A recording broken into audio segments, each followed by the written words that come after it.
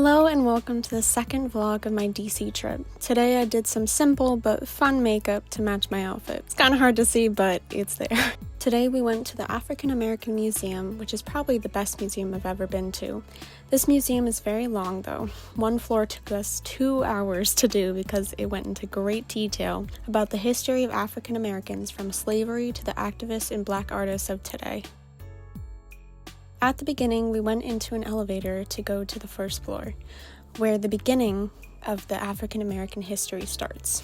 And there was a really cool way to show that you were going back into history by printing all the time periods on the wall that go further into history as the elevator went down. Everything was built really well and it showed almost everything in African American history, like pictures, videos, statues, clothes, toys, and even a train. This train was from the time of segregation, when the white section was bigger than the colored section, including the bathrooms, and there weren't any places for the people of color to put their luggage. I learned about the Bucks of America, which was an all-black military company that likely operated in Boston.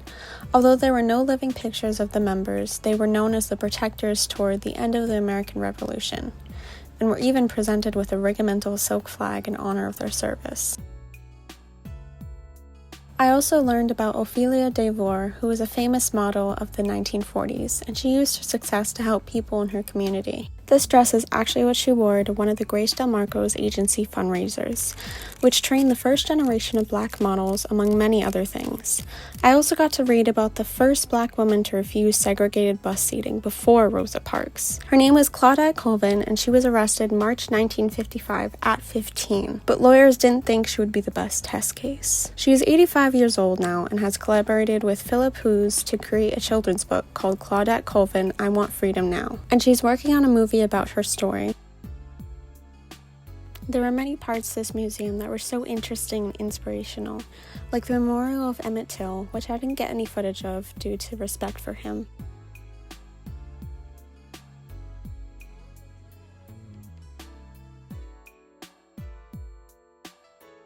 Once I got to more recent time periods, I got to see more people and important landmarks that were more relevant, like Oprah, equality in TV, inclusivity in the military, and Black is Beautiful. I got to learn about Aaliyah, who redefined contemporary R&B, pop, and hip-hop, earning her nicknames as the Princess of R&B and Queen of Urban Pop. She pushed the boundaries of her career and never let fear or anyone get in her way.